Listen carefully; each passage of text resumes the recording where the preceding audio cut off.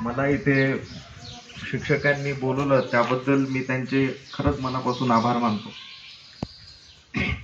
मी या शाळेचा विद्यार्थी, या शाळेत शिकलो आणि या शाळेत मोठाही झालो. त्यावेळी गळणारी शाळा, सुविधा नसलेले पटांगण आणि हालाकीची परिस्थिती. मीच नाही तर बरेचसे विद्यार्थी या शाळेत मोठे झाले, त्यातला मी सुद्धा आहे. काही सरकारी नोकरीवर सुद्धा लागले आणि आमच्यासारखे काही मोठ्या MNC कंपनीत गेले. कसं आहे की कोणीतरी म्हटले, इंग्रजीमध्ये फार छान म्हण आहे, you think and you become. तुम्ही विचार करा आणि तुम्ही बनाल. या एका गोष्टीवर आमचे एक शिक्षक होते त्यावेळी, सन्माननीय शेख सर, कदाचित आता ते रिटायर झाले असतील. त्या शिक्षकांनी या शाळेला खूप मोठं केलं आणि आमच्यासारख्या ग्रामीण भागातल्या विद्यार्थ्यांना सुद्धा. छत्रपती शिवाजी महाराज, डॉक्टर बाबासाहेब आंबेडकर यांसारख्या थोर विचार समाज सुधारकांची पुस्तकही वाचनात आले आणि त्यामुळे काहीतरी करण्याचा आव मनात येऊन आम्ही काहीतरी बनवू शकलो. त्यावेळी पांढरा शर्ट आणि एक खाकीची पॅन्ट एवढाच पोशाख असायचा. आता तुमचे ड्रेस रंगीत झालेत आणि शिक्षकही फार चांगले मिळाले. शाळेची डागडुगी केली आणि आता शाळाही फार सुंदर दिसते.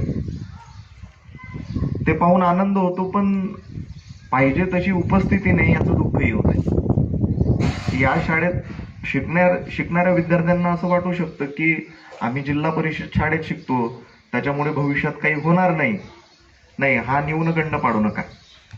कारण की जिद्द, चिकाटी याच्या सामर्थ्यावर माणूस काहीही करू शकतो. जर करू शकला नसता तर सह्याद्रीच्या डोंगर दऱ्यांमध्ये वास्तव करणारा छत्रपती शिवाजी महाराज दिल्लीचं तख्त राखू शकला नसता. जिल्हा परिषद शाळेत इंग्रजांच्या काळातच शिकून बाबासाहेबांनी भारताचं संविधान निर्माण करू शकले नसते.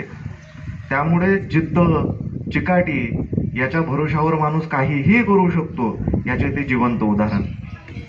आणि शिक्षण हे स्वतःच्या फक्त अस्तित्वासाठी जर पूर्ण करायचं म्हटलं तर कधीच होऊ शकत नाही. काहीतरी बदल स्वतःत, आयुष्यात, समाजात आणि परिवारात आणायचे असतील तर माणूस काहीतरी मोठा करू शकतो. या शाळेतून शिकून तुम्ही पुढे जाऊ शकता याची खात्री ठेवा.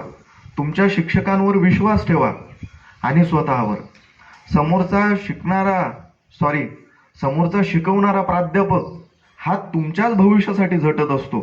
तो कित्येक किलोमीटर अंतरावरून तुम्हाला शिकवण्यासाठी येत असतो. त्याच्यामुळे येथे येऊन फक्त उपस्थिती दर्शवण्यासाठी येऊ नका, तर काहीतरी शिकता यावं, काहीतरी शिकवलं जावं आणि फक्त शिकून ते आत्मसातही करता यावं यासाठी शिका. म्हणजे भविष्य सुंदर, सुजल, सफल आणि आत्मविश्वासी बनेल.